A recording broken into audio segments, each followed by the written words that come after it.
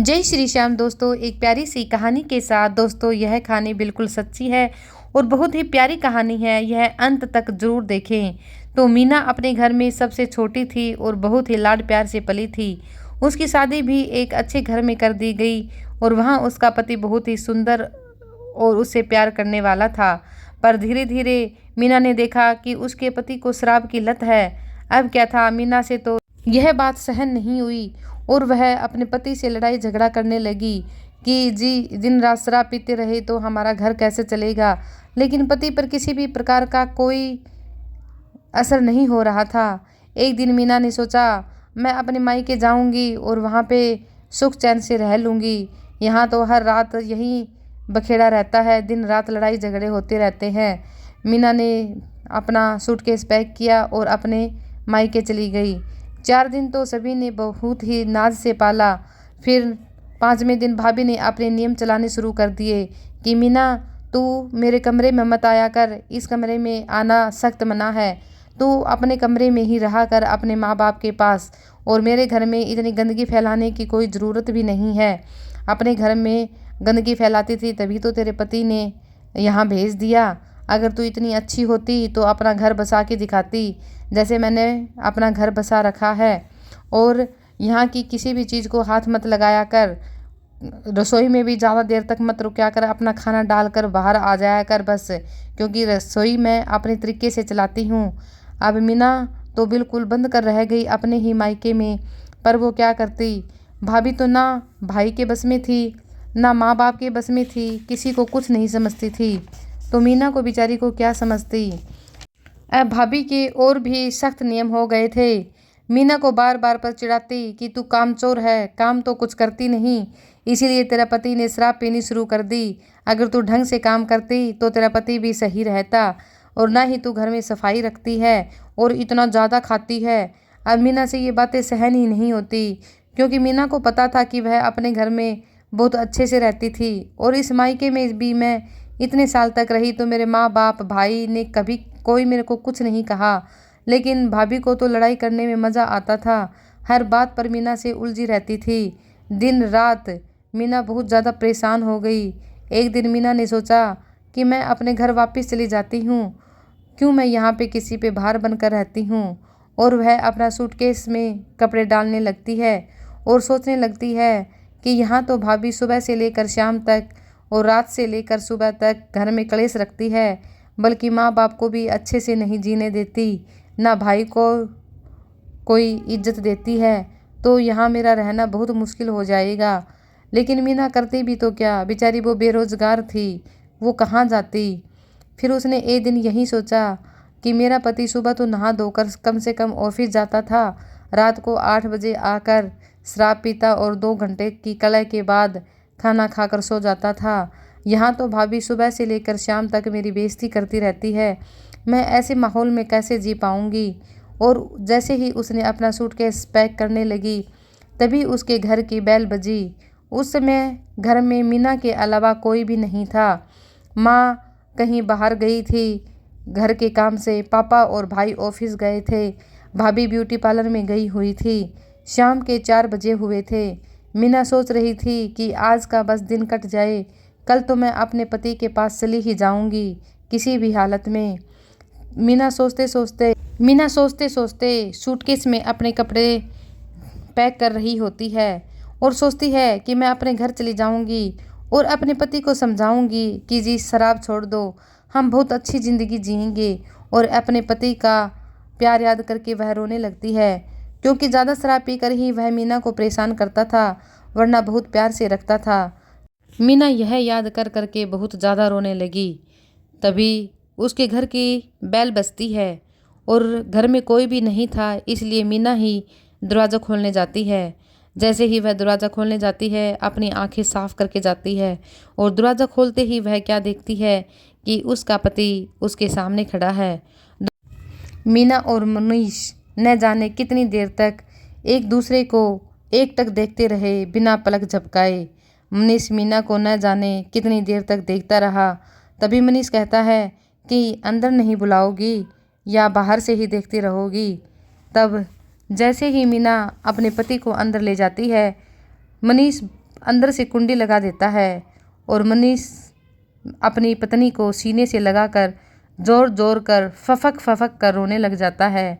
मीना भी बहुत तेज रोने लग जाती है और कहती है, मनीष मुझे माफ़ कर दो, मैं यहाँ नहीं रहूँगी, मैं कभी तुम्हें छोड़कर नहीं आऊँगी, मेरा अब यहाँ कोई भी नहीं है, मैं अपनी मर्ज़ी से इस घर में कुछ भी नहीं कर सकती, ना खा सकती हूँ, ना बैठ सकती हूँ, ना कहीं जा सकती हूँ। मेरे को ऐसे लगता है जैसे कि मेरे घर में ही मुझे कैद कर दिया गया हो। माँ बाप और भाई तो भाभी के आगे पूरी तरह से मजबूर हैं, पूरा का पूरा राज भाभी का चलता है। ये तीनों तो परेशान हैं ही, लेकिन मैं तो इनसे भी ज़्यादा परेशान हूँ। भाभी मुझे किसी भी चीज़ के हाथ नहीं लगाने देती। जिस घर में मैं शहजादी की तरह रहती थी, वहाँ अब मुझे कठपुतली की तरह रहना पड़ता है। मुझे यहाँ से ले चलो, अब मैं तुम्हारे साथ ही रहूँगी, कभी तुमसे झगड़ा नहीं करूँगी। और वह रोते रोते टूटकर मनीष के पैरों में गिर जाती है। मनीष ने मीना को उठाया और उसके आंसू पोंछते हुए कहने लगा कि अरे पगली, मैं तो तुझे लेने ही तो आया हूँ। जितना तू मेरा ध्यान रखती थी उतना मेरा कोई भी ध्यान नहीं रख सकता। मैं तुझे गालियाँ देता था, फिर भी तू मुझे खाना खिलाकर सुलाती थी। जब मैं शराब पीकर नीचे गिर जाता था तो तू कितनी हिम्मत करके प्यार से मुझे बेड पे उठाकर सुलाती थी, मुझे बिल्कुल बच्चे की तरह रखती थी, हर वक्त मेरा ख्याल रखती थी। बस मुझे शराब पीने के लिए ही तो मना करती थी। मैं उस टाइम समझ ही नहीं पाया कि मैं क्या खो रहा हूँ, एक मेरी प्यारी सी पत्नी को खो रहा हूँ। तेरे जाने के बाद मुझे भी एहसास हुआ कि शराब पीना अच्छा नहीं होता, और सभी तेरे जाते ही सभी मुझे कोसने लगे कि इतना अच्छा होता तो अपनी इतनी प्यारी पत्नी के कहने से शराब छोड़ देता और उसे बहुत अच्छे से रखता। इतने अच्छे घर की थी और तूने शराब पी पी के 3 साल में ही उसकी क्या हालत कर दी। वही थी तेरी पत्नी जो तेरे सारे नाज नखरे सहन करती थी और फिर भी तेरा ध्यान रखती थी। तभी मैंने सोच लिया था कि मैं अपनी पत्नी को जल्दी ही ले आऊँगा और मैं कभी भी उसको परेशान नहीं करूँगा। मैं सच बताऊँ मीना, तुम मेरा थोड़ा सा और साथ देना, शराब की लत एकदम नहीं छूटती, मैं धीरे धीरे छोड़ दूँगा। तब मीना और मनीष एक दूसरे से गले लगकर खूब रोते हैं और एक दूसरे से वादा करते हैं कि हम कभी एक दूसरे को नहीं छोड़ेंगे और एक दूसरे की खुशियों के लिए हर अच्छा काम करेंगे, बुरा काम छोड़ देंगे। वो इतना सब कुछ कहने के बाद फिर से दोबारा से रोते हैं और एक दूसरे को कस कर गले से लगा लेते हैं। तभी घर की डोर दोबारा से बजती है। सामने देखती है तो मीना के पिताजी उसके सामने खड़े होते हैं। माँ भी पिताजी के साथ ही आ जाती है। जब माँ बाप जमाई बाबू को आए हुए देखते हैं तो उनकी भी खुशी का ठिकाना नहीं रहता और मनीष भी अपने सास ससुर के पैर छूता है। तो सास ससुर कोई भी जिक्र नहीं करते और कहते हैं बेटा बहुत अच्छा लगा कि तुम आए। मनीष उनसे माफ़ी मांगता है कि माँ पिताजी, मैंने मीना को बहुत दुख दिए हैं, लेकिन अब मैं आपसे वादा करता हूँ कि मैं शराब की लत छोड़ दूँगा और आपकी बेटी, आपकी शहजादी को बहुत प्यार से रखूँगा। तो माँ पिताजी कहते हैं कि बेटा हम तो यही चाहते हैं, हमने हमारी बेटी की शादी वापस बुलाने के लिए नहीं की थी कि वह हमेशा के लिए हमारे पास आ जाए। हमने तो उसकी शादी अपना घर बसाने के लिए की थी ताकि घर संसार बचा रहे, परंतु तुम्हारी शराब की लत ने हमारी बेटी को मजबूर कर दिया। जिस घर में हमारी बेटी शहजादी की तरह रहती थी, आज वो किस हालात में रहती है शायद तुम्हें पता भी नहीं। क्योंकि हमारे समाज की एक बहुत बुरी आदत है कि शादी के बाद लड़की मायके में 5-10 दिन से ज़्यादा रह लेती है तो भाभी और पड़ोसियों के तो ज़रूर आंखों में खटकने लग जाती है कि इसे कितने दिन हो गए यहाँ आए हुए, यह अपने घर कब जाएगी। और बेटियां भी अपने घर में ही खुश रहती हैं, मायके में तो बेचारी कुछ दिन के लिए आ जाती हैं बस मायका याद रखने के लिए कि हम कभी यहाँ खेलती थी, यहाँ नाचती कूदती थी और एक महारानी की तरह ज़िंदगी जीती थी। तो बेटा मेरी बेटी को कुछ भी नहीं चाहिए, इसे धन दौलत का कोई लालच नहीं है, बस तू शराब की लत छोड़ देना और एक अच्छा सा संसार देना। मनीष कहता है कि माँ पिताजी मुझे एक मौका दो, अब ये गलती दोबारा नहीं होगी। मुझे भी पता लग गया है कि पत्नी से बेहतर कोई आपका ख्याल नहीं रख सकता। तो माता पिता बहुत खुश होते हैं और उन दोनों को आशीर्वाद देते हैं। तभी पिताजी कहते हैं कि श्रीमती जी, मैं अभी दोबारा से बाज़ार जा रहा हूँ और मुझे कल से दोबारा अपनी बेटी की विदाई करनी है। एक अच्छी विदाई, एक उसके सुधरे हुए पति के साथ विदाई करनी है। तो तभी पिताजी बाज़ार चले जाते हैं और अपनी बेटी के लिए सुंदर सुंदर कपड़े लेके आते हैं और वह खुशी खुशी अपनी बेटी को दोबारा से विदा कर देते हैं, इस वादे के साथ कि मनीष दोबारा शराब नहीं पिएगा और उसकी बेटी को खुशी से रखेगा।